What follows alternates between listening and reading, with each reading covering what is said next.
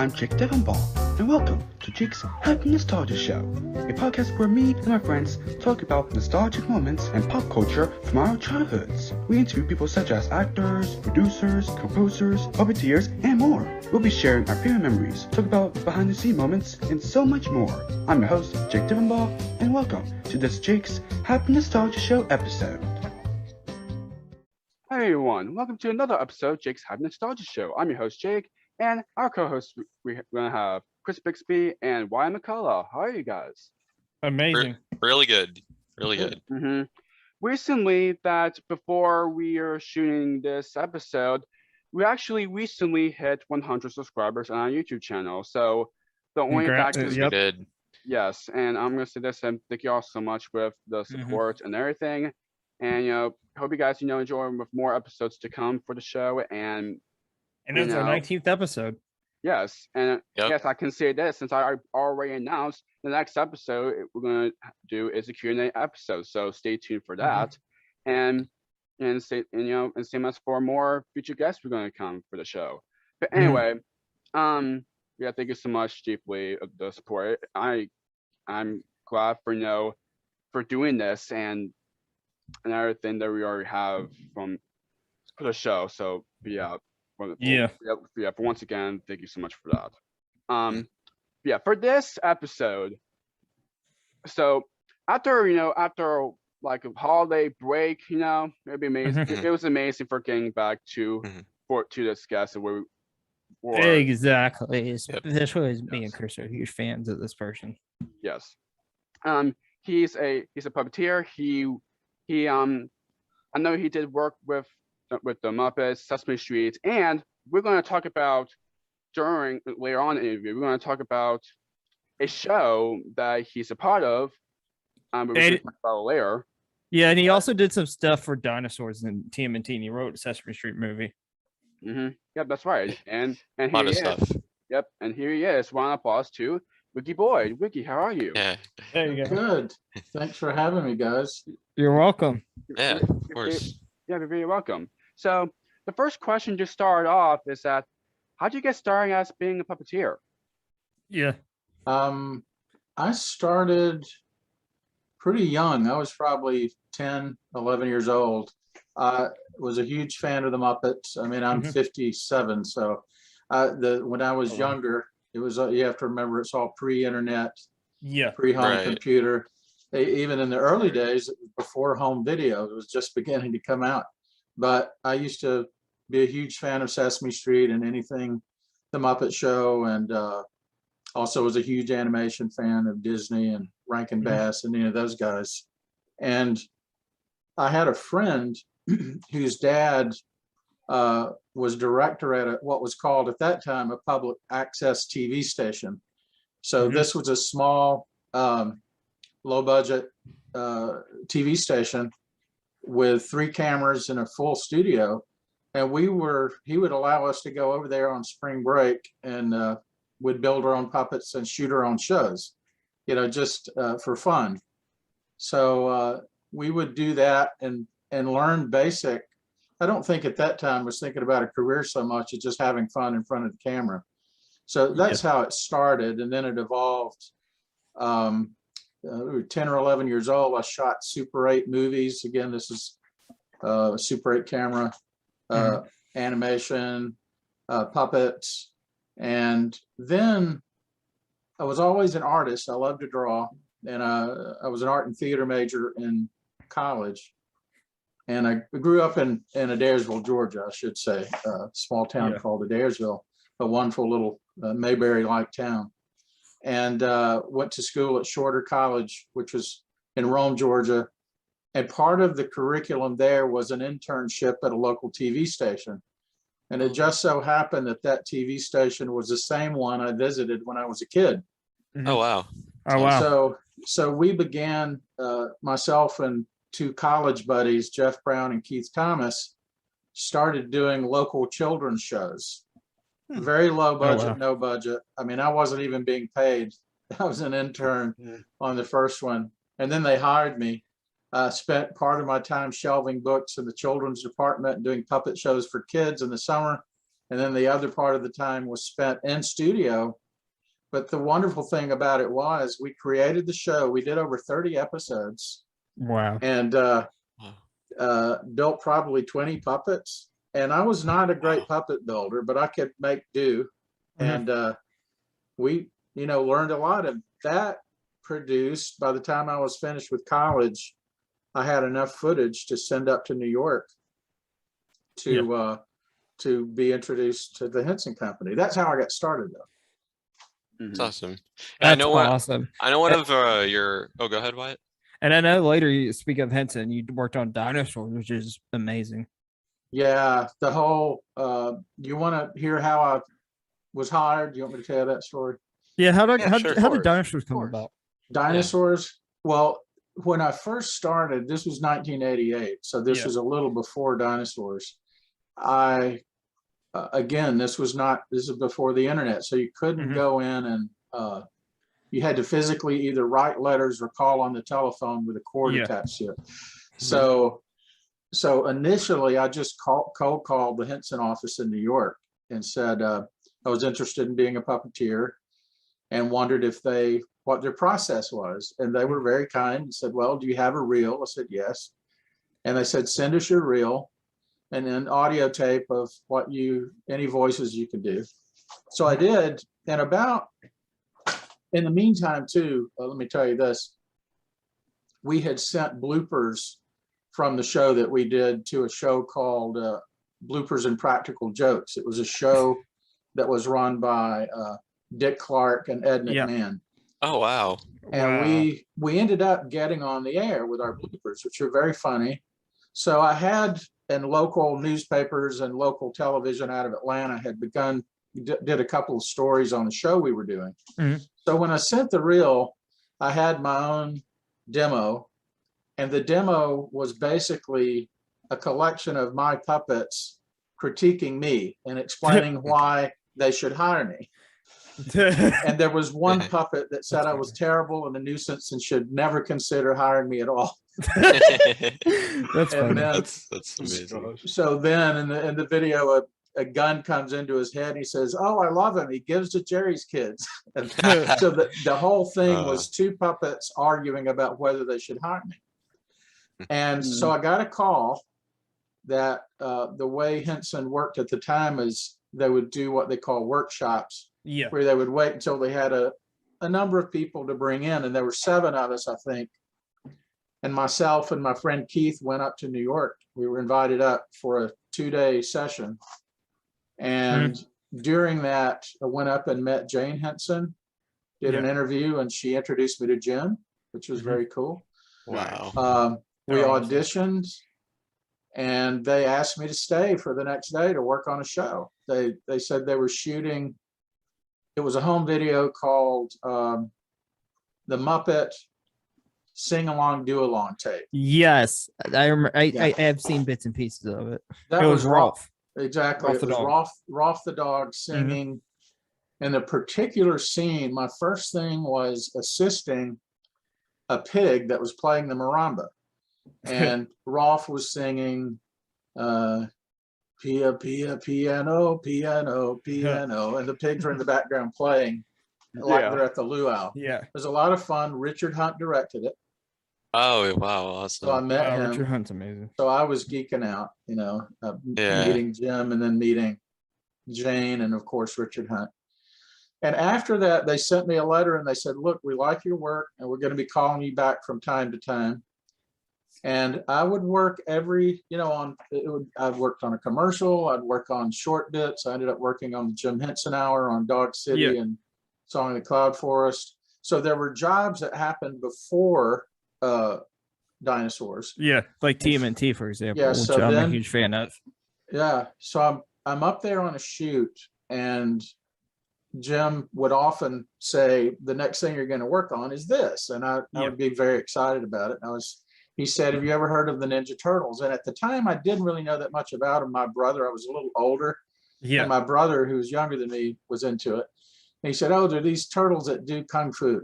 And he said, we're doing a movie, and you're going to be working on it, assisting Kevin Clash on Splinter. Who played Splinter, for people who don't know.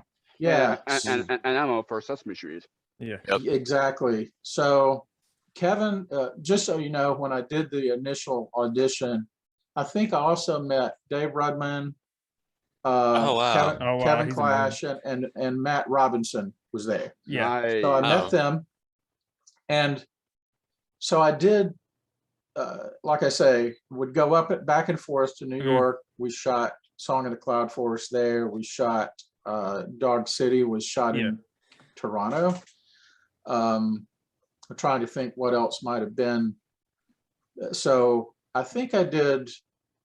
Oh yes, that was about the time of the Disney Muppet original buyout when before Jim passed. So all of this was happening, and we did a special at Disney World called The Muppets at Walt Disney World, which was incredible, a lot of fun. We shot that in Orlando at Disney MGM Studios, is what it was called at the time. And so during Dog City, Jim pulled me aside and said, look, we really like your work. We're gonna be pulling you in on a lot of stuff. They were talking about relocating, I think probably to Florida, because the original plan was to have a studio there and a Muppet studio in Orlando. And they were also going to be doing a lot of stuff with Disney in LA. And then they asked me to work on the Disney 3D. Well, let's see. I did Ninja Turtles. That was in Wilmington, North Carolina. And I'm happy to give you details on any of this. I'm just giving you a timeline.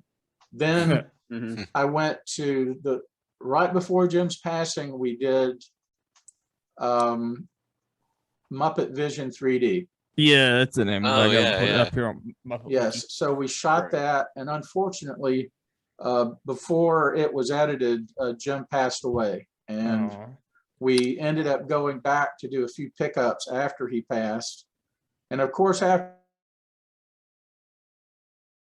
still did the next Ninja Turtle film. I worked on that, Muppets from Space. Yeah. So that is a wonderful. So it was pretty deep in before there was sort of a big pregnant pause of work for me. And I was still living in Georgia, and I would travel. They would, travel me wherever the work was. But initially, there was a lull in work, and I was working as an artist while they were sorting things out. And I got a call to see if I wanted to work on the third Ninja Turtle film, which was not Henson. And some of the Canadian puppeteers were working on it, had asked if I wanted to work on it. I said, I'd love to, unless there's something else happening at Henson. So I checked with the Henson office, and Kevin Clash said, look, we were shooting. They'd already had 2 seasons of Dinosaurs, and I was not on the show. Dinosaurs was amazing.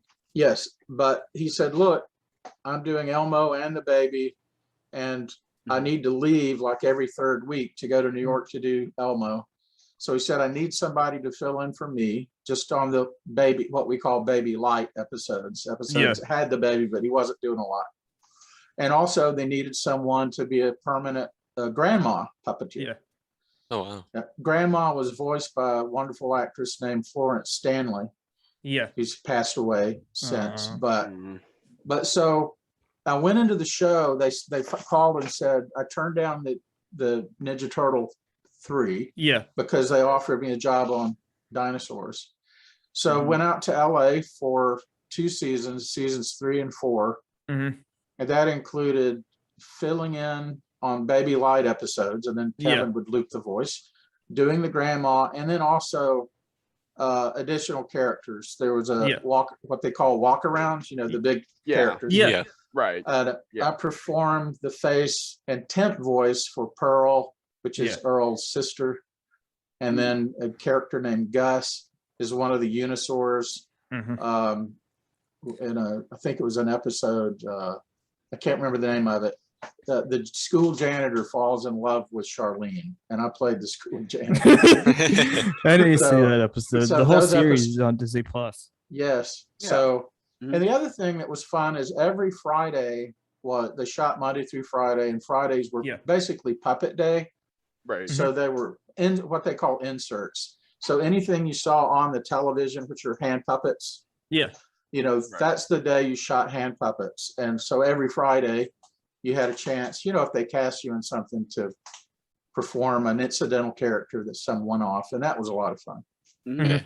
That's So- awesome. So how did it feel getting to work with like, such big franchises like the Muppets and, Sesame Street? Like Yeah. how Jim how did, Henson. how did it feel to get to work on all that Well, stuff? it was very exciting, and I mean, I always felt very fortunate, felt very blessed. It was a dream come true, really. I mean, I was 23 when I started, and Wow.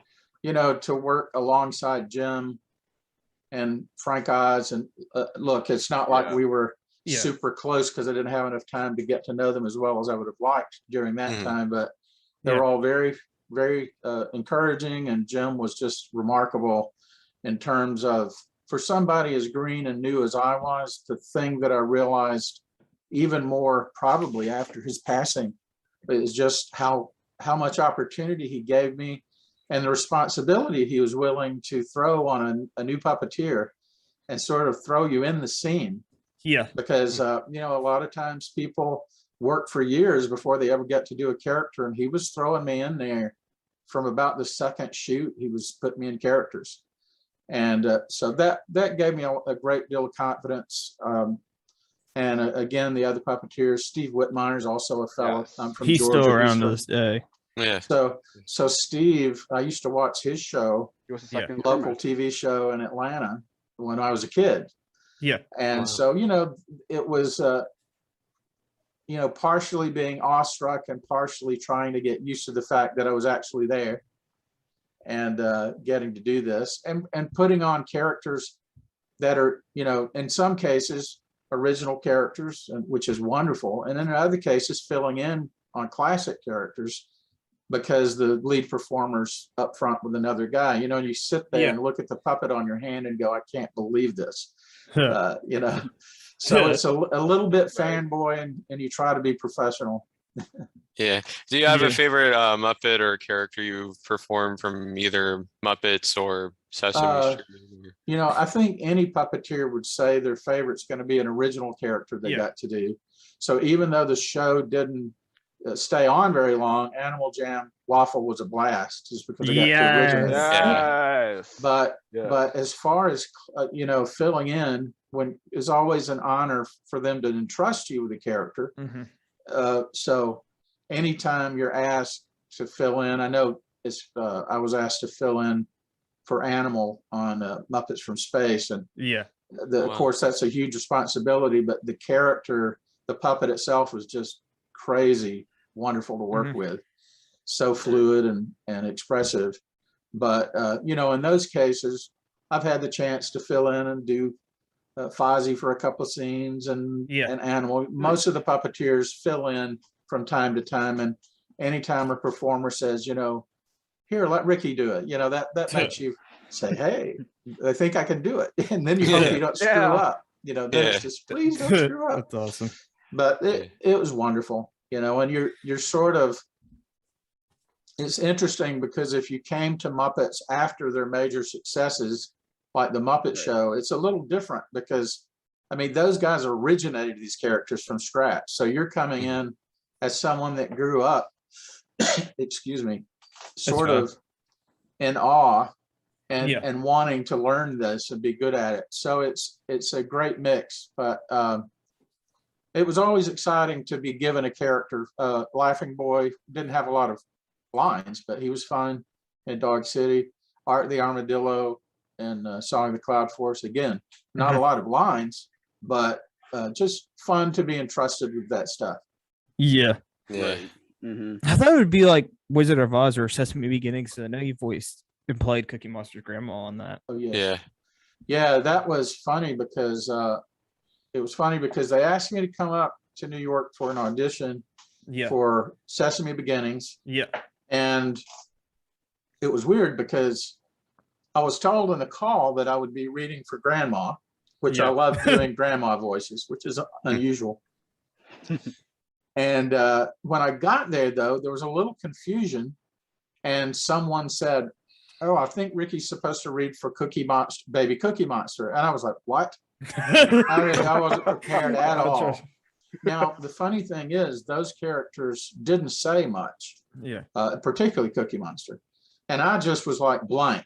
I was like, I'm have studied the wrong characters. I thought, what has happened? So I do the audition and there's just a room full of all the puppeteers that I know, and Kevin Clash and Dion Nosek was producer, and there was a camera. Blah, blah, blah. Yes. So many people. And you're sitting there, Basically. and I did the audition with Baby Cookie Monster, and I thought, I'm done. That was terrible. So finally, something happened, and they said, Rickey, jump in Grandma. So I did, and I thought, great, they're going to let me have a shot at it. So I put the character on, and they put Tyler Yes, Bunch who in we've Baby. had on. Oh yeah, we've had him as Yes. a previous guest. Yeah. And Tyler's great. And He is. Yeah. And we got to be good buddies on Muppet Wizard of Oz. We rode to Nice. work every day Yes. together. So, Nice. but I remember the grandma, I think she had a brooch on. The puppet had a brooch, and of course she had a big hair bun. Yeah. And, Right. and Tyler kept having Cookie Monster tug at the brooch and try to stick it in his mouth. And he was just all over the place, which was great for me because it gave grandma something to do. Yeah. And so I just played with it, had some fun, and had grandma say, come on, stop eating my brooch. Oh, look, it's animation at the top of the screen, baby. Look at the animations. Leave grandma's brooch alone. And so we were just playing, had a lot of fun, and everybody was laughing, and they said, okay, you got the part. So that was cool. Yeah. So we did, I don't remember how many of those we did, but Yeah. and then let's see, I don't even remember the timeline on that, but yeah, there was Animal Jam, which happened. Yes. And I know I'm leaving something out, but there was I don't know Go if it ahead. was in between that timeline, but one thing I definitely remember watching on PBS when it premiered was you doing Cookie and Happy in Wonderland. oh, that's right. Yes. That's what I Abby was in thinking. Wonderland. Yes. And also, just so you know, one reason I live in Nashville, and I'll Yeah. tell you this story, the backstory on it later, but I worked for a company called Magnetic Dreams Animation. Yes. Oh, yeah. Which we do a lot of work for Sesame Street, Yeah. over literally 15, 20 years worth.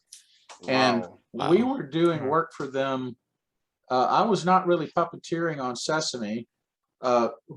When Jim was around, he never asked me to. I think most of the productions they were planning were not Sesame stuff, and they Mhm. had Sesame pretty well Right. staffed. So I never really pushed to be on Sesame, but obviously I'd love to work on it. But I didn't say, put me on. I would always say I'll move or wherever. But at the time, he was like, no, let's just do what we're doing, because at the time they were not talking about the Disney deal, but he knew it was going on. So they weren't totally open about what was going to happen. But I think the plan was for some of the newer performers to be moving into some of these new shows. Yeah.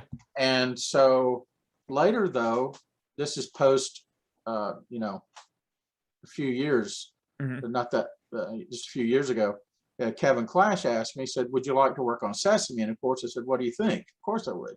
Mhm. So we were doing a lot of effects work and animation. So I went to Sesame for 2 seasons Yeah. and worked. I did Puppeteer. Most of it was secondary background stuff, but I did do Okay. a Moose Yes. and a Super Grover 2.0, which was the Yes. most fun I had. Mm. It's an amazing segment. It's the Right. Lemonade episode. Mhm. Frozen Yeah, Lemonade I remember episode. that. Yeah, I yeah. remember that. And I love the puppet. I love the fact that you didn't have to worry about arms. It was just a big body and a head. Yeah. He was fun, and he was Canadian. That was fun to do a Yeah. Canadian. Yeah. Hey, look, ooh, it's frozen, eh? Yeah. And working with That's awesome. Eric Jacobson and Matt Vogel and all those Oh, guys. was fun. nice. Eric Jacobson's Yeah. amazing. So that was fun. That was about 2 years. And then, I was working all of that time also, and around after Dinosaurs, Yeah. I think that's when I moved to Nashville, because Yeah. I was doing work Right. for the Nashville network, Mhm. puppets for a company called Peppercorn Productions. We did these redneck fisherman puppets that were on the network for about 5 years. And so I would work here mostly and then travel. If I had the freedom to work on Henson stuff, if they asked me to, if they invited me in on something. That's awesome. Yeah. Mhm. So that kind of means you did the Turtle Bugs as well, right? when you said you we did? did. I The thought first, we did That's the awesome. first animation we did for Sesame was something called TJ and Bernie or Traction Jackson, which is a African American boy in a wheelchair. I remember And that. Oh, I didn't remember think that. so. Yeah, and a dog that has rollerblades. Yeah. We did about 7 of those. That Oh. was our first thing. And then Arlene Sherman, who was a producer on Sesame, asked us to do 3D version of the Twiddlebugs. And so we did about 5 or 6 of those. And I ended up doing the voices for all of them, which was sort of an accident. It was, I figured I'd get lucky if I did one, but often with the animations, we'll do a temp track. For example, we will write this, and I wrote some of the scripts, not all of them. Yeah. About a third of the scripts. And again, we only did about 7. But whenever you do animation, you know this already, but you start out with these little comic strip like drawings and designs. And I did most of the design work. Of course, they were based on existing puppets. So we were just trying to figure out how to integrate them and make them look true to the puppets as much as possible. But we weren't trying to fool anybody into thinking they were the puppets. It's just we were following Sesame's desire to move them into 3D. And so I did the voices, the temp tracks on the original animatic, the story reel. And they said, look, would you mind doing the voices? They said, we feel like they're different enough that we can't tell it's you. And I said, yeah, what to? So I did. So that was a lot of fun for me. I know that a lot of people prefer that everything stay puppets and true to the puppets. But we were asked to do it. We did the best we could. It was a lot of fun. Yeah. I think I know part of the answer to this next one, but why don't you guys take it? All right. I'll take the next question for that. So since we talked about a little bit with Muppets and Sesame Street, do you have a favorite video slash episode? I think I know his favorite video, and I'll say it. That you most enjoyed for Sesame Street? Yeah, the Muppets. Or the Muppets, yeah. Oh, either one. I think I know your answer for Sesame Street, but I'll let you talk. Sesame. Because there was a certain video you wrote, if I'm not mistaken, aka Sesame Street Christmas Carol. Oh, that's right. Yeah, I forgot about that. There you go. That was just favorite. Getting old. No, they did. It's funny because we did lots of animation for the show, and at the time, Dion Nosek was a producer for the show, and they were like Sesame's divided up into particular divisions. There's the show itself, and then at the time, it's a little different now because it's mostly streaming. Right. But there used to be there still is, but there was a home video department. Yeah. And so Dion was working primarily with home video. So I had worked with her on Sesame Beginnings, and she had worked with us for animations. We did an animation for the Elmo potty video called I think Elmo's Potty Time. Yes. I know that video. Man. I know Bill Barretto was. I know Bill Barretto was part of that video. It was such a nostalgic Sesame Street video for me. But there was an animation with King Kong in there called Monkey Pee, Monkey Do. Yeah. And so I wrote and directed that one. So Dion really liked our work at Magnetic, and she said, would you like to write? It's called an insert show. Those shows are clip shows. And I remember when we did it, it was a blast to do. I had never really done it. I'd written some of the scripts for Twiddlebugs, which are 3 minutes, 4 minutes long. But this was basically a show where they gave me a bunch of clips to choose from old shows and said, let's use the Christmas Carol motif to intertwine and bookend these clips. So I had a certain amount of ability to pick some of the clips. Then there were some that were just classic clips. But the fun for me was finding ways to create these CG characters to act as ghosts. So I designed the Grouch of Christmas Past, did the voice for him. Then there was Christmas Carol, who was what's her name, Kristen Chenoweth. Yeah, did the voice for that. Oh wow. Kevin Clash did an electronic voice for Sam. Sam was an animated robot that was based loosely on the original Sam, but they wanted it to look updated, like like a Mac version. Yeah. So we designed that. We also did an animation, a 2D animation about the Christmas future. So that was a lot of fun. When it came out, I think probably Sesame fans were a little disappointed to find out it was a clip show. They did a lot of them. Oh, they've done the Christmas Carol. Well, not really, but it is a really good home video. Yeah. I believe it's on YouTube. Particularly the video of Ernie and Bert, the early footage of Ernie and Bert with Mr. Hooper. There's some really cool nostalgic stuff on that video.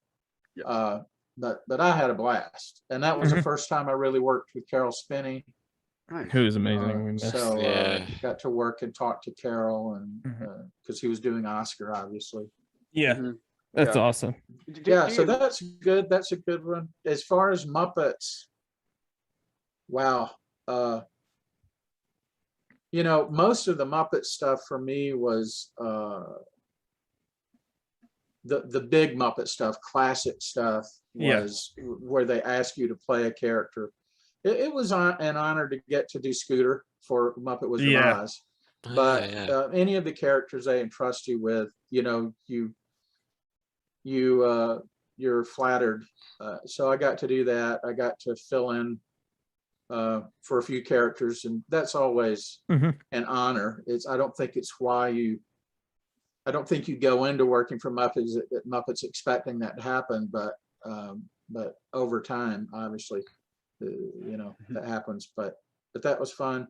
As far as, I don't think anybody, I think Muppets, any of the original characters, or even Waffle, is a big one for me, just because they entrust you with something and you get to start it from the ground up. I know you meant gotta ask the next one, because I know you mentioned Waffle. How did that come about? Because I remember watching the show on Ready Set Learn. How did Animal Jam come about? That was interesting, because with me being, I'm not local in New York or LA, and so I would often, working as a performer at Muppets can be very sporadic, unless you're one of the key head lead performers, or if you're on Sesame Street. It used to be that Sesame shot for months and months. Now it's maybe 9 weeks out of the year. So if you think about it in terms of the amount of work, for me in particular, not being there, I didn't have my ear to the ground as much. So I wouldn't know things were coming up, because it was a bit different. Usually when I first started, they would say, okay, this next job's coming up in a month, and we're going to call you, and yada, yada, yada. Right. Once Jim passed and the company resettled, that would still happen, but I would occasionally poke my head in the door, make a call, and say, hey, is anything going on? You got any work? And I wouldn't do it very often, because I didn't want to be pushy, but I remember in one instance, I thought I needed, because I was friends with Joey Mazzarino. Joey, amazing. So Joey started just right after I did. And Camille Bonora, which is another performer that was wonderful, that worked. She's no longer puppeteering, but she was a wonderful performer at Muppets at the time. And so I called Joey. Joey was head writer on Sesame.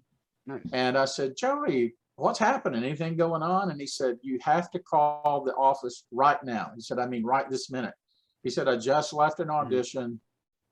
They're looking for someone to play a cow monkey, and you should be it. He said, you have to call them. So I called the office and spoke to the people that handled they knew me already, but I just said, look, I heard there's this audition. I'd love to do it. I said, I can either come up, or if you want to send me the puppet, I'll do it here in my garage, in this room, actually. I'm sitting in. And they said, look, we're going to ship you the puppet. So they had built a mock-up of Waffle, and so it wasn't even finished, but it was in pretty good condition. And they sent it to me with a script. They gave me a basic background on the show. Exercise, dancing, singing, Waffle, and Edie. And Edie is amazing as well. Yeah, so amazing. And Bozark. Yeah. And at that time, I didn't know Leslie. I hadn't met Leslie, so this was totally a cold audition. And I remember I got the puppet, and I was had a friend rebuilding my computer system, which has an edit system. Yeah. So they sent me the Waffle puppet, and I always like to do, whenever I'm auditioning, I like to do whatever they send to audition, and then if I can think of something funny, just because it's a very Henson-esque thing to do, I try to think of something funny to do that's a little unexpected. Yeah. And so I did. I literally hung a black backdrop in the corner here and set up my camera, and I shot a few songs. They sent some very specific songs, and then I kept thinking of what can I do that would be a fun riff. And I thought of the song, what is it? Is it Peter Gabriel, Shock the Monkey? Maybe. And I did a dance with Waffle, just dancing his heart out to, I think it's Shock the Monkey, which is a terrible title for a song, but it's very funny. And so he's just dancing like crazy, and he had these little noodly legs, with boots on them. Right. So I did shots of his legs, just dancing. Right. So I sent this off, and they called me back and said, "You got the part." That's awesome. Yeah. And I have to say, Leslie was involved as well. and I wasn't the first choice. I have to be honest about it. Was it John Kennedy? I think maybe there were two, and it wasn't because they weren't good. It was Drew Massey was looking at it, and then I think was pulled onto another job.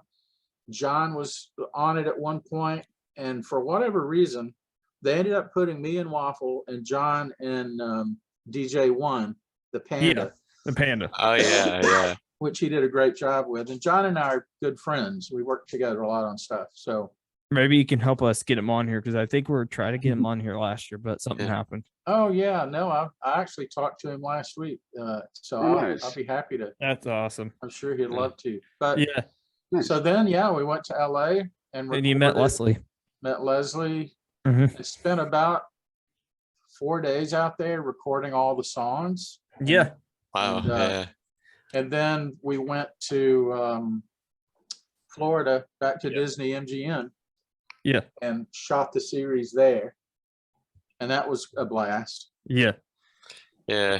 And David, that was awesome as Bozark as well. Oh, yeah. It was really good. Yeah. So this is a question I'm curious. I'm not sure if you know, the puppet's still around, but I was joking about this, Chris. Where the puppet's still around?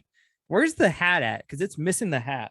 I think that Waffle has shown up in lots of places. Yeah, Happy Time Murders was where he was left. And I haven't seen Happy Time Murders, but I keep thinking, what's happened to Waffle? Where's Waffle at? We don't know if Edie's still around, but Waffle is, but the hat's not there. The puppet keeps showing up. Where's the side? Come on. Yeah. Exactly. According to Chris, the hat is no longer on it. He keeps showing up. I guess he outgrew the hat. I always thought that Waffle looked like a Twinkie in a cowboy hat. Or he looks. I can kind of see it. Gosh. But I love the puppet, love working on it, and he's sort of taken a life of his own now. Since he went out to LA, he's sort of doing other jobs. Yeah. Speaking of Animal Jam, do you have a favorite song or episode from that? Oh gosh, all the songs, and forgive me because I can't remember it's fine. The couple. Jakey just rewatched some of the episodes. I can't remember the couple that did the music were incredible, and it's just great. Because I'm not a trained. Big Body Goodbye was good. I'm not a trained singer, but they were great at instructing me. And I can carry a tune, but somebody has to stand behind me and poke me to tell me when to go. Yeah. Yeah. There's another show too. I just happen to remember that was shot in Florida that we did with Joey Mazzarino, was Animal Big Bag. Yeah. Which was a show that was short-lived, but it was part of the early days of the Cartoon Network. But it was just a blast because, again, it was shot in Florida. We were shooting right at Disney World, so when you get off work, you could just walk into the park. Yeah. I don't think you could do that. I don't think you could do that today. I think you'd be arrested, but back then you could. Yeah. Gullah Gullah Island was also shot up there, as well as Bear, I believe. Gullah Gullah and Bear. I'm not sure. I know Bear. I think Bear may have been shot in New York. But, yeah, that's what it was. But yeah, actually, I think Bear was filmed at the same place that Sesame Street was filmed. Yeah, it was definitely New York, I think. But yeah, it's. You mentioned Leslie. People. We mentioned Leslie. What was it like working with Leslie Kerr Rudolph? Well, Leslie is like, I heard actually Jerry Nelson. Yeah, I was standing next to him in the studio one day when Leslie was doing something, and he said, "The woman's a self-propelling dynamo." And that's the best way to explain Leslie. She is such an incredibly nice, kind, but talented is an understatement. She is so funny. And just endless energy. I'm like the opposite. We may have her on as a guest in the future. Yeah, well, you'll love that. She have the two of you back together, maybe. Wonderful stories. But we had a blast working together, and she was very supportive. And her, of course, her husband Paul Rudolph is one of the music directors on Sesame. So they're a wonderful couple and have been friends, and so it's a big family. But she's a very special person for sure. Yeah, I know a lot of Animal Jam fans are probably wondering, especially Samuel Warwick, who is the one that told me about you. Yeah, he's one of many Animal Jam fans. Anyway, can you still do the Waffle voice? Let's see. Well, yes, indeed. Oh my God! Yes. It'd be amazing. It'd be amazing if you have him right now and then just Waffle is here. Yeah. That would be awesome. Oh my gosh! What does he say? Wiggle your cow-monkey ears. Yeah. Imagine this. Imagine Leslie can still do eating and get the two of you together. I'm sure she probably. Oh my God! Yeah. Okay. Jakey, you want to ask this because I know you have this question. I'm kind of curious. So do you know the theme song of the Animal Jam? It was basically one of the parts. Animal Jam or something like that. Do you know who did that? Do you know who did the backing on it? It may have been.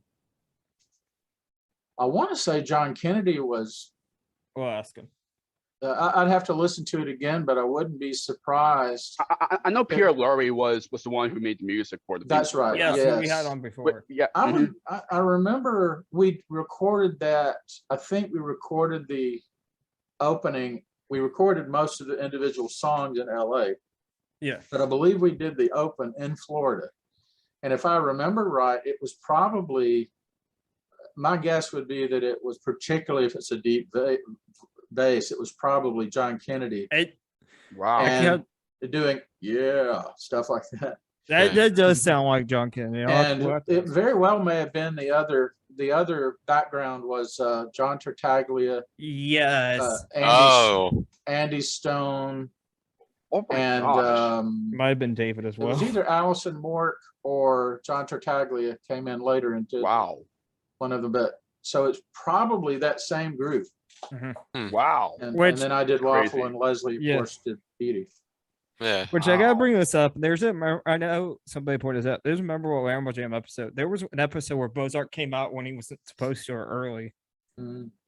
And I don't remember the episode name, but I know. Well, the thing about Bozark that you always felt sorry for the guy. Yeah. David Maida.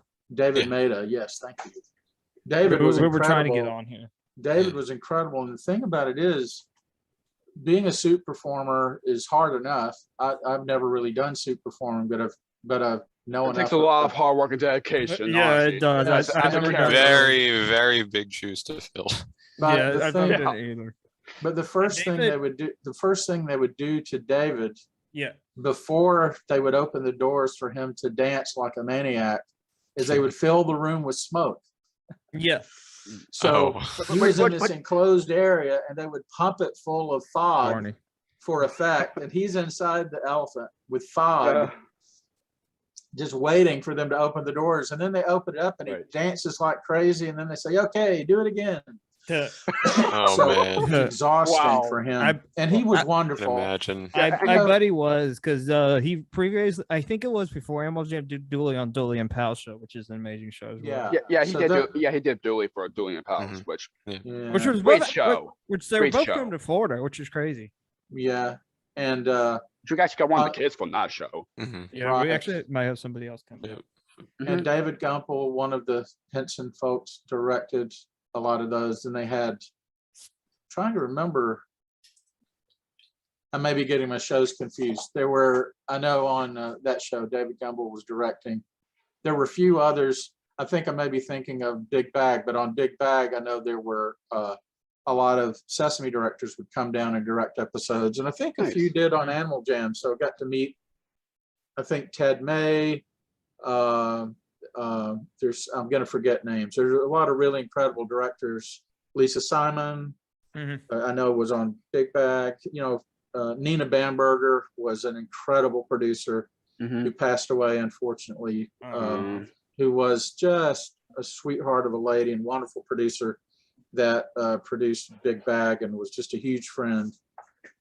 So just really, really great people. Do you still keep in touch with David Maida? Like I have not. We haven't had like a reunion or anything. I'm in touch with, of course, John Kennedy, but I haven't John Kennedy. talked to David. I know you could contact him on his Instagram, but he doesn't respond to people now. Like his band Instagram. And it may be too, who knows? He may be doing other things, but I know John Kennedy I talked to. Yeah. Let me think. Probably John Kennedy and Leslie are the ones I probably talked to the most, but occasionally, any of those folks, once you see them on set or something, it's like you just worked yesterday, you're catching up. Right. Yeah.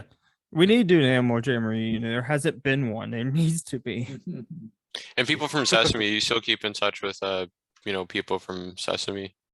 I do some. It's, and also Hallie Stanford, should mention, is producer at Henson, was producer on Animal Jam. She was great. And is still there. She's still producing, executive producing at Henson. But, I do talk to people there. I can't say, I talked to Joey Mazzarino not too long ago. Yeah. There are other projects that we may or may not work on together that may or may not be Henson related that we'll touch base on. Sometimes it's just to say hello. And I'm, again, I'm in Nashville, so I certainly email, but I don't, I can't really say that I talk to people via email. I post things occasionally on Facebook and somebody will say hello. It's not like a week by week thing, but I certainly love everybody I've worked with and have good relationships. It's just, and I haven't worked as much with Henson in some time. So it's not, the work is not regular enough. I'm primarily doing creative director work and design work for Magnetic. And I'm also doing a local puppet television project here in Nashville and in Atlanta, which are mostly faith-based projects, actually. So, but that's been fun because it's right here in my backyard. Yeah. And, but look, if they call me tomorrow, I'd be happy to work with them again. It's just, the work is, the work is sparse and there's not a lot of openings for things. So if they call, I would love to, but it's not something that that I don't necessarily expect at this point, but it's wonderful memories and would love to work with them again if the opportunity came up. But I stay in touch and say hello every now and then. That's awesome. Yeah. Speaking of Joey Mazzarino, he also did Tim Murray for Sesame Street too. And Jakey doesn't know because he hasn't seen the video, but me and Chris mostly know him as Lightning from Elmo Saves Christmas. Oh yeah, that's right. Yes. Yeah. And he's now on Don Quixote, which is amazing. Yeah, and he's writing a lot for, that show is Dave Rudman and his brother Adam. Yeah, Dave Rudman, those guys is amazing. He's like created amazing shows as well. Oh yeah. Yeah. Anyway. So another thing, since we talked a little bit about it, one thing we really wanted to bring up is Magnetic Dreams. How did that all come about? How did Magnetic Dreams come about? The short story is that, let me think. I moved to Nashville after Dinosaurs. Yeah. I was asked to come here to work again with Peppercorn Productions, a part of the Nashville network. And I worked there for 5 years. I went back and forth on Henson jobs during that time. And then there was a big, TNN was sold to, I think, CBS Viacom. So they closed Peppercorn, and I had just left to do Muppets from Space. Yeah. So I was in Wilmington, North Carolina, working on Muppets from Space when I got the news that Peppercorn was closing. And we knew that was sort of in the writing on the wall. But when that happened, I had to make a decision. Okay, do I stay here? By that time I had a family. I had my son Andrew was young, and so I had to make a decision. And I thought, I think what I'll do, I had a few ideas of my own I wanted to pitch to Henson. So I started doing development work on my own for about a year and pitched some stuff to Henson. And I think I tried to get him to do Pigs in Space as a series. That was one thing, an updated series. And then about 4 or 5 other ideas. And unfortunately, I wasn't able to get a deal, but I learned a lot and I enjoyed the experience. But I decided, okay. And I had seen a commercial here in local television. There's a local hockey team, the Nashville Predators. Oh yeah. NHL team.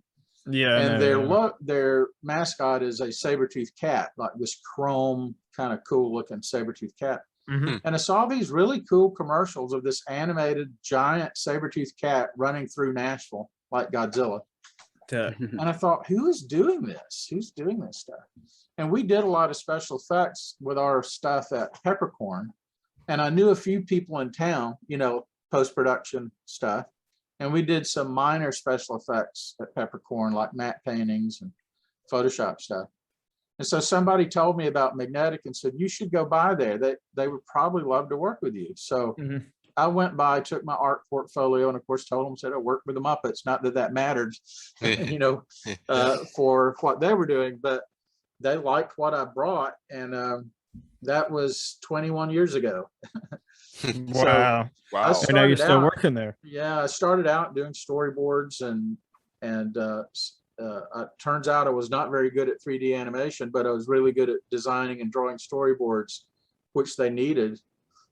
And then, as we mentioned before, Magnetic Dreams also did a number of things for Sesame and credits, I believe. Right. Yeah, about 3 years in, I said, guys, we really should be doing work for Sesame. So I put in a phone call to Kevin, was on the show at the time. I said, Kevin, we'd love to take a shot at doing some animations. He said, just send me the reel. And he passed it on to Carolyn Parente, who was executive producer with him at the time. And they said, yeah, the first thing they asked us to do actually was, we primarily wanted to do character work, but the first thing they asked us to do, they were considering expanding, the number 12 song, 1, 2, 3, 4, 5, 6, 7. Oh yeah. 9, Oh yeah. Okay. Yeah. They wanted to do an extension to do that in 3D and count to 20. Wow.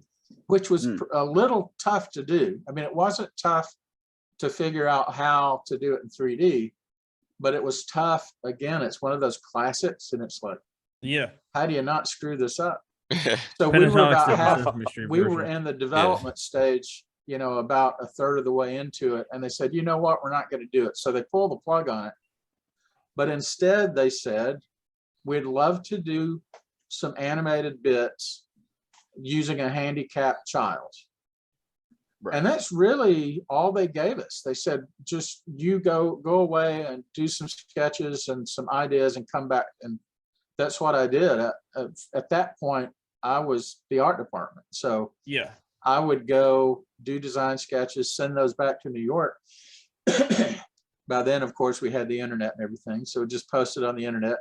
And that's where TJ and Bernie came from. So we ended up doing 7 or 8 of those, then the Twiddlebugs, then that morphed into doing special effects for shows like home videos and writing to some degree, and doing effects for the clip show Sesame Christmas Carol, which had a lot of effects, and also Abby in Wonderland. Yes. And then that went to Elmo the Musical. Elmo the Musical was a huge Yes. amount of work. Yeah. Which I believe Leslie voiced the curtain. She did. Yeah. So she was Velvet the curtain. And so Michael Lipinski, our art director at Magnetic, is from New Jersey. He jokes that he moved from New Jersey to Nashville to work on Sesame Street. And we're good buddies, and we're both huge Muppet fans, and I'm always telling him Muppet behind the scenes stories. And we just had a blast working together with the directors at Sesame to create Elmo the Musical. Yeah. We did a lot of episodes. Then we did something called Crummy Pictures. Oh yeah, I know about that. Yeah. It was one of our favorite things we've ever done is Crummy Pictures.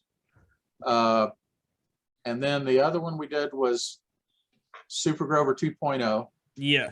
Which is the natural progression of Super Grover. And most of those were combinations of 3D animated characters, but mostly 3D environments. So they were shot on green and blue screen, and then we would create the environments separately and composite everything. Yeah, Super Grover 2.0 is one of my favorites. I remember that. I know, I don't remember who it was, but somebody wrote a theme song and it appeared as an episode or something. Yeah, but those were a blast. And even the Elmo the Musicals, we often would get an opportunity to create a character that performed alongside the Muppets. We did a Yeti character that Nettie the Yeti that is in the Mountain Climber episode. We did a whale, singing whale. We did a monster that was a goo monster. So yeah, we did a lot of really fun stuff. Yeah. Right. So what do you like most about puppeteering and animating and all that stuff? What do you? I think the big difference, it's hard for me to pick a favorite. I would say they're similar in the fact that they're both storytelling and both combine a lot of the interest in the arts, performance, music, drawing, animation, and but the thing about, I often would use puppets, particularly when we were doing Henson stuff. The other one we did, just because I don't want to forget it, we did Follow That Wand. No, Follow That, was it? The Magical Wand Adventure. There was a I know about that. Oh yeah, okay. We did a CG bird in that was really good. That was designed by Michael Lipinski and did a wonderful job. We were able to really make it very Muppety. And in that case, we actually motion captured the head movements with a glove to get the puppety hand movements. Yeah. I'm sorry, your question was what I liked about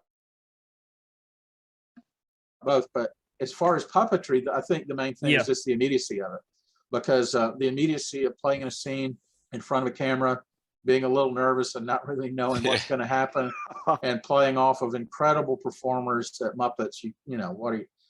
They're the best, So that's fun. Trying to stay up to their level and not screw up their shot, knowing when to move and when not to.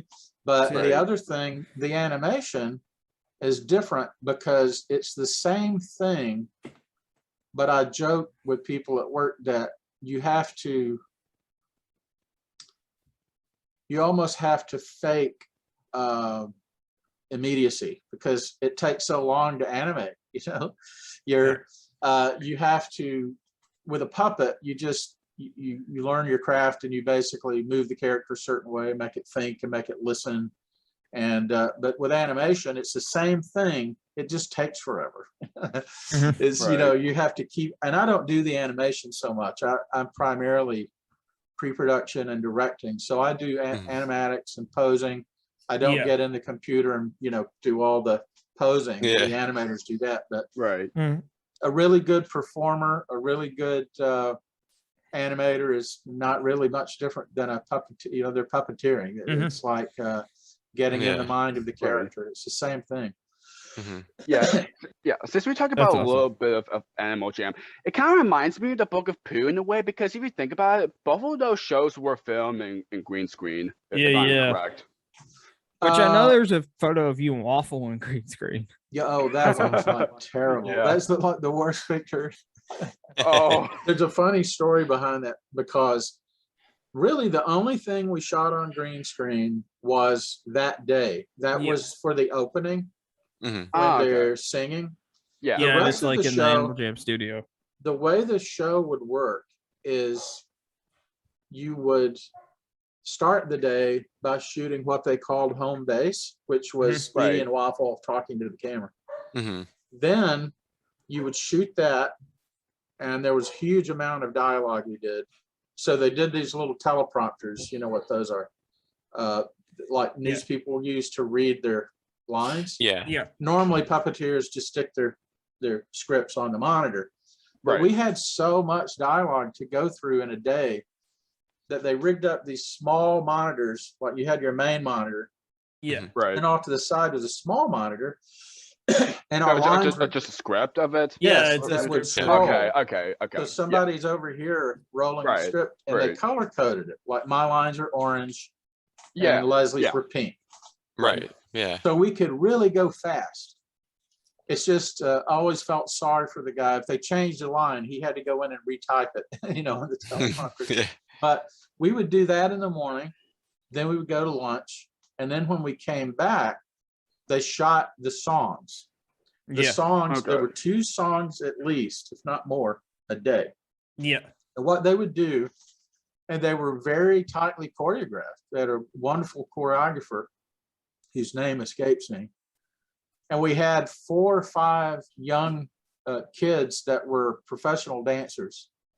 Yeah, they were all professionals that look like it. They would work out choreography. And then the rest of the group that would come in were literally kids that came in from the theme park. Oh, wow. So they would invite people. These were just, or they were in the theme park, or they were bussed in from local schools, school groups and stuff. Trips. So they would come in and get to be on the show, and they gave them all T-shirts and would teach them the basic moves. So the first thing that Leslie and I would do individually is, and because it was so choreographed, you had to have an assistant, sometimes 2 assistants. Right. So to operate the arms and legs, they weren't usually full body. It was usually upper body for those shots, but those would be shot. So you would go through it usually a couple of times. The stretching and all that. Then they would do another version of the song where you got down on the floor on something called a rolly, which is a rolling cart. So you would sit down and your puppet's up above your head so that you're in the group of kids, and they roll you around and you're interacting with the kids as they dance, and the camera operator's following you around. So you end up doing the song like 3 or 4 times. So you're pretty exhausted by the time it was over. And I remember you would get so exhausted and my arm would literally seize up. In other words, it would get to a point I could barely open the puppet's mouth, and they got a masseuse to come in. Because Leslie and I would get so sore.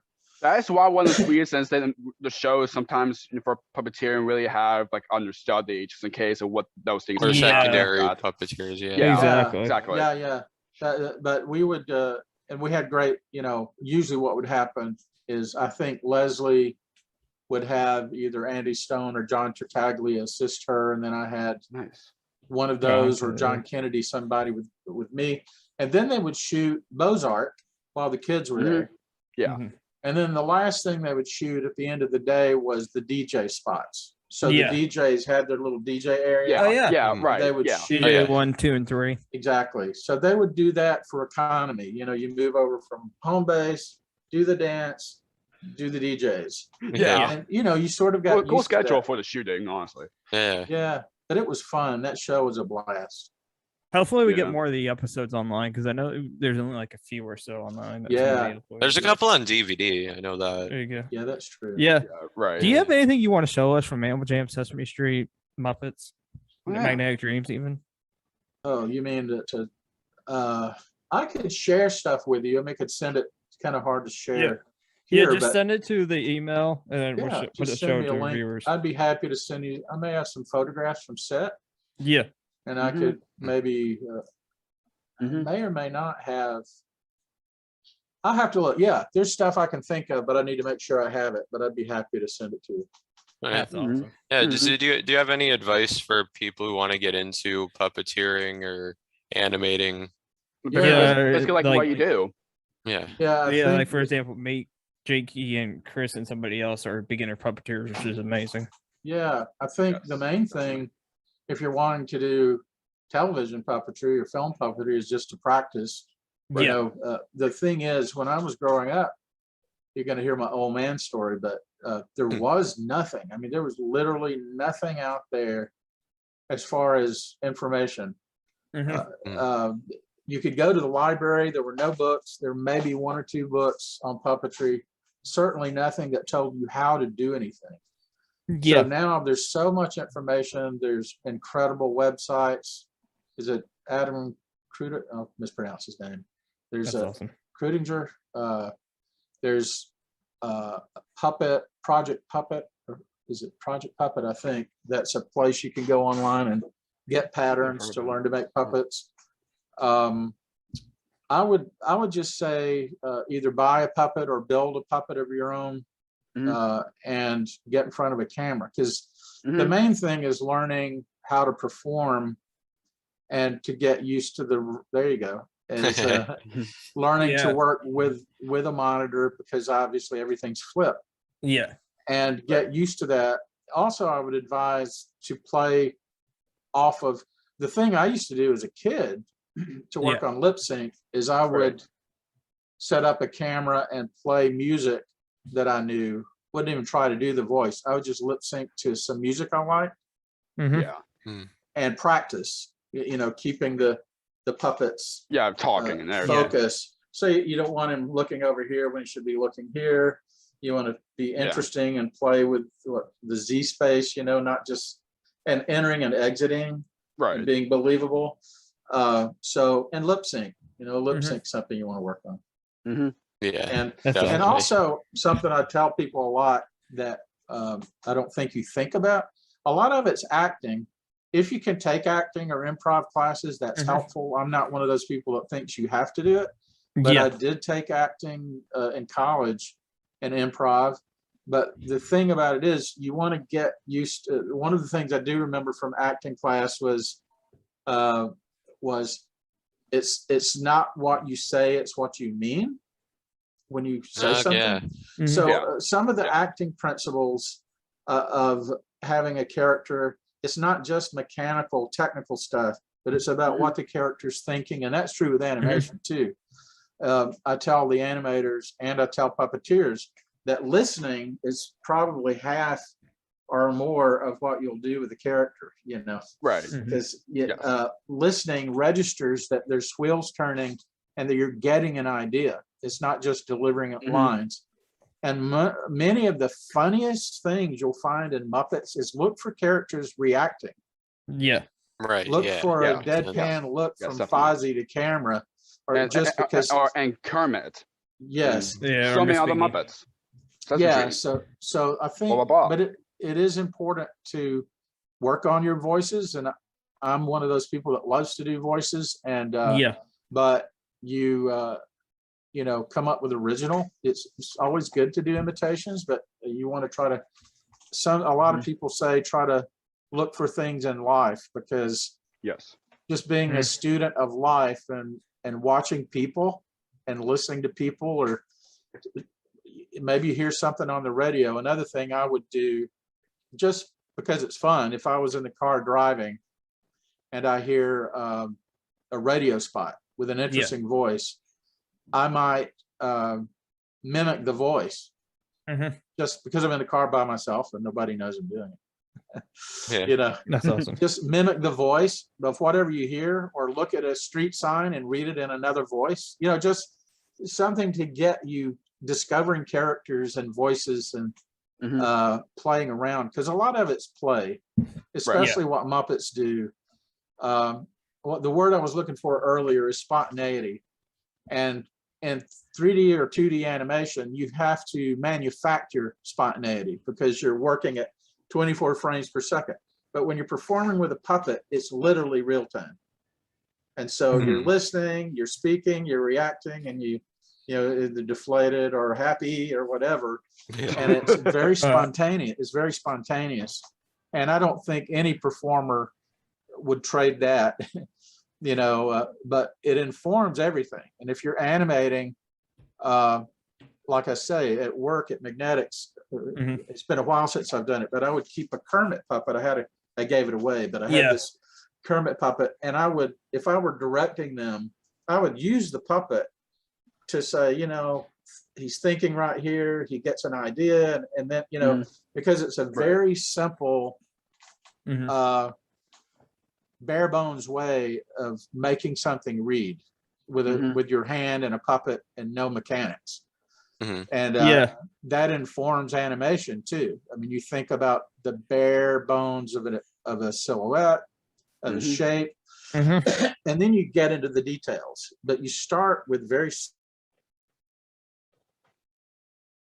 What's this supposed to read? What is the character thinking? And what motivates a move, or what motivates a character's response? Yeah. Yes, definitely. Would you come back on the show? We'll get you and Leslie and John, like I said, on. Animal Jam reunion. Yeah. And one thing I would say, one quick thing is, not a lot of people, want to work for Muppets, and that's incredible. I wouldn't trade it for anything, but I think it's important for performers, young performers, to come up with their own stuff and do new stuff. Yes. Because there's such an opportunity now. Some of the work I've done recently is local. I mean, it's out there. Again, it's faith-based stuff, but it's fun to do new stuff, and it's exciting to think that there's opportunities for puppeteers with the internet and with streaming, that maybe there'll be some new stuff come out. I would encourage young artists to explore new territory with their puppets and their characters, not to feel that the only place they could go with Muppets, and I'm not dissuading somebody from trying, but I think that it's very exciting to see somebody with a new take. Yeah, I think if I were starting out now, I think I would, if you want to go for Muppets, go for it. And they occasionally will have workshops and all of that. But I think that it's really important for performers to look at doing their own stuff and doing something different, because there's such an opportunity now that there didn't used to be. It used to be that if it weren't Muppets, you weren't going anywhere. Now I think there's opportunity for people to do original work and explore new things that are even outside the Muppet world that can be a lot of fun. That's awesome. Yes. So since we're, go ahead. So do you have any words to say to the fans of your work you've done? Yeah, your work. Oh my goodness. I mean, thanks to any fan that I have. I'm pretty. You're welcome. I'm like pretty. I always joke. I'm pretty low on the Muppet totem pole, and I don't say that to be have false humility. It's just a fact, But we're all a big Muppet family. Anybody that's ever had the wonderful blessing and opportunity to work at Henson or work for Muppets is I think going to feel that way. But I'm always happy to talk to anybody about my work. My office mate Michael is a huge Muppet fan, and sometimes I probably talk his ear off, talking about the Muppet stories. But I'm always happy to do it. I try not to bore people with it, but at the same time, people are excited. I'm always surprised because we have young people come in to work at the studio, and I'm always surprised that they are young enough that they don't remember. They weren't born when Dinosaurs was done, which is amazing. Right. You guys probably may not have been. but I can mention Ninja Turtles and they all go nuts. Yeah, I know people. Yeah, because Ninja Turtles, there's yeah, exactly. So I'm always surprised that at what popular culture young people are aware of, and then I start to feel old. But working on Ninja Turtles was great. Muppets great, Sesame great, all the stuff I'm doing locally. I couldn't be more grateful. And Magnetic has been a huge Magnetic's awesome part of my life here in Nashville. And it sort of brought together my love of animation and puppets. I never expected that. So this is something I just thought of. If Animal Jam was to do a reunion, would you return to play and voice Waffle? Oh, of course I would. That's awesome. I think, I mean, it was a lot of fun. So, So if there's any people wants to find you on social media, how can people find you? Oh, I'm terrible at social media. I really don't have. I mean, I do have a Facebook page, and I do occasionally, but I rarely post, to be honest. I keep saying I'm going to do a website. I've owned a domain for like 3 years and just have never gotten around, because what I want to do is post a lot of artwork, because a lot of the production work we do is never seen. It's storyboards and design work. And so what I want to do is get a website together, and that's probably the smartest thing to do. Right. And put some of my artwork there, and it's fun to see some of the works in progress and audition reels and stuff like that. So thank you so much. Thank you so much for being a part of the show. It's been an honor. You definitely have to come back on, and hopefully you can help us get John Kennedy. No, I'd love to. No, I'll mention it to him. I bet he would do it. Or even episode. I know. Or even just mention my name. He knows who I am, because a long time, like I said, I messaged him before on his Instagram. He responded to it. Yeah. Oh, really? Wow, I didn't even know that. You knew it. You were going to call. No, I bet he would too. I'll be talking to him soon, so I'll suggest it. Just mention Wyatt or Jake's Happy Nostalgia Show. He knows who I am. Okay. But no, thanks to all Muppet fans everywhere, and thanks for being interested in my work. And thank you guys for the opportunity. You're welcome. We definitely have to be back, like I said, with Leslie and him. Yes, I'm glad you being back in the show, we're